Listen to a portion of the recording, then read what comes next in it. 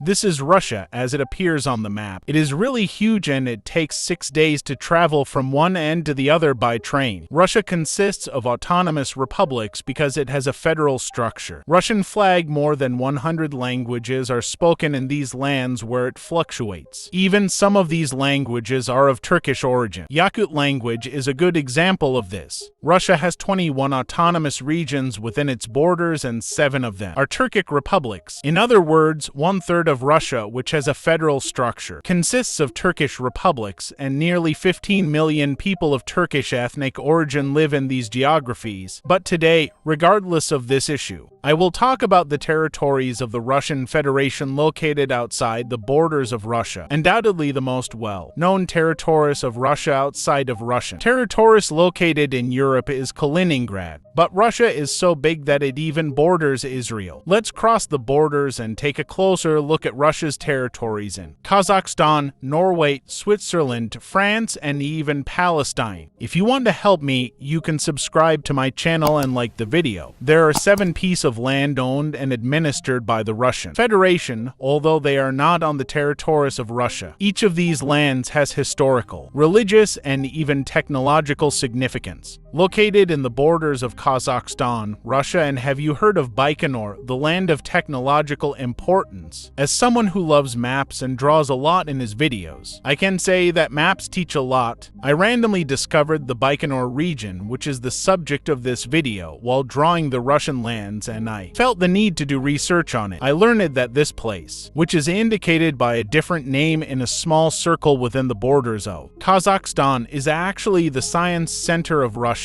The administration of this city called Baikonur, which hosts the Russian space base, belongs to Russia until 2050. Also, as an interesting piece of information, I can say this: Russia pays Kazakhstan about $150 million every year for the right to manage the city. Citizens of Russia as well as foreigners have a chance to visit the city and watch the rocket launch. Baikonur Cosmodrome was established on June 2, 1955 by the former Soviet Ministry of Defense and was built as the base of operations for the Soviet space program. Both the first artificial satellite, Sputnik 1, and the first manned space flight, Vostok 1, were launched from Baikonur. So many historical flights that reflect the Soviet power took off in Baikonur. On the other hand, 14 cosmonauts from 13 countries, such as Czechoslovakia, India, and France, started their journeys here as part of the Intercosmos program. After the collapse of the Soviet Union in 1991, the Russian space program continued its activities from Baikonur under the auspices of the Commonwealth of Independent States. Russia wanted to sign a 99-year lease for Baikonur, but the Kazakhs agreed to lease the base for 20 years for approximately $150 million per year, with the option of a 10-year extension. On June 8, 2005, the Russian Federation Council approved an agreement between Russia and Kazakhstan extending the lease term of Russia's spaceport until 2050. Russia is currently building the Vostokny space base in the Amur Oblast in order to reduce its dependence on Baikonur, in the projects to be realized in 2024, even though a contract is signed in which Kazakhstan and Russia have 50% shares. There is no idea about which country these lands will belong to when the lease agreement ends in 2050. Maybe I couldn't find it. If you found it, please write it in the comments. Now let's travel to the Middle East to check out other lands owned by Russia. Would it seem strange to you if I told you that the fig tree mentioned in the Bible grows in Russia?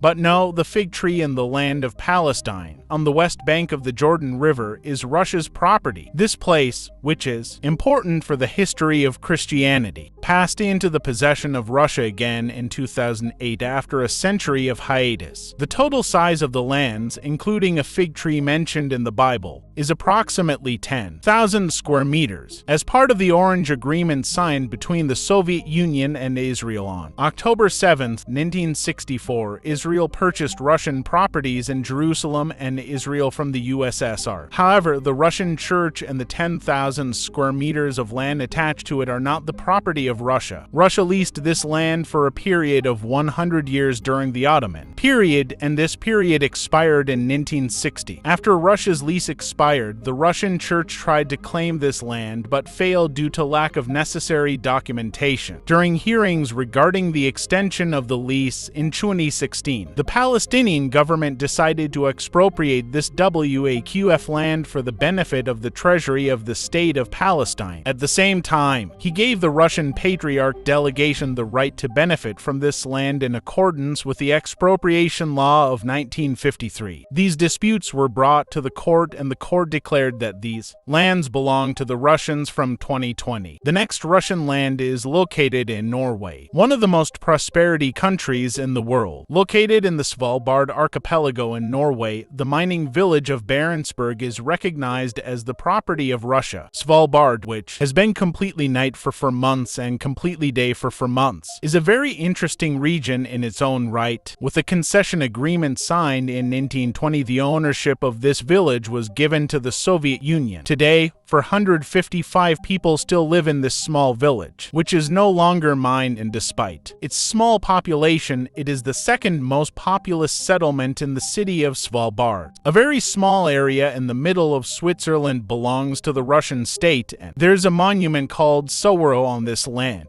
The monument commemorates about 7,000 Russian soldiers who died in the fight against Napoleon. This truly fascinating place is hidden in the untouched parts of nature, not in civilization. On your way to this monument in the Swiss Alps, your eyes will be enriched with waterfalls, magnificent bridges, and natural beauty. Launched against the French, led by Suvorov. This small land of 495 square meters, where the Russians lost 7,000 soldiers during the 1799 campaign, was bought by Russia in the 19th century, and a stone monument was erected here in memory of the soldiers who lost their lives. The ownership of the said area still belongs to Russia. The same is true for Paris. A Russian center and an Orthodox church serve today on the land that Russia bought to France in 20 by paying 75 million euro. The Transnistrian Republic of Moldova is a republic within Moldova that declared its independence unilaterally. As the country has its own passport, citizens living here can also obtain passports from Russia, Ukraine, and Moldova if they wish. In other words, it should be noted that people living here can have for different passports, while the country has its own flag. Russian flags are waving in government offices and on the streets. Lenin and Putin. It is possible to see his sculptures everywhere. The source of all this information is Ardapazar, whom I do not know personally and whom I watch with pleasure. I suggest you follow it too. Although the region, which has its own political structure, parliament, army, and police, is supported by Russia, it is not recognized by any United Nations member state. I would say it was the last socialist republic in Europe, and they still use Soviet Union passports today. It is recognized by non-independent regions such as South Ossetia, the Nagorno-Karabakh Republic. When entering this region from the Republic of Moldova or entering Moldova from Transnistria, the Republic of Moldova does not do any visa checks, because according to Moldova, this is Moldova's land. Probably without the support of Russia, Moldova would include this place within its borders tomorrow. And let's come to the famous land that everyone knows, Kaliningrad. Kaliningrad, which is essentially a Russian city but not located on the borders of Russia, is unique in that it has no borders with other parts of Russia. It borders only Poland and Lithuania and borders the Baltic Sea. It is a trump card used by Russia against the EU and NATO in the process that had passed since the dissolution of the USSR. This region is a serious threat to the Baltic states from a strategic point of view. This city, which used to be the capital of the German state of East Prussia, has the potential to shape the future of the Baltic. Yes, Russia is indeed a very different country in everything. I tried to explain to you as much as possible the 7 lands of Russia other than the Russian lands. There was information you probably never heard before. Believe me, I put a lot of effort into these videos. Thank you for watching the video so far. Don't forget to like the video and support me by subscribing to the channel. See you in the next video. Take care.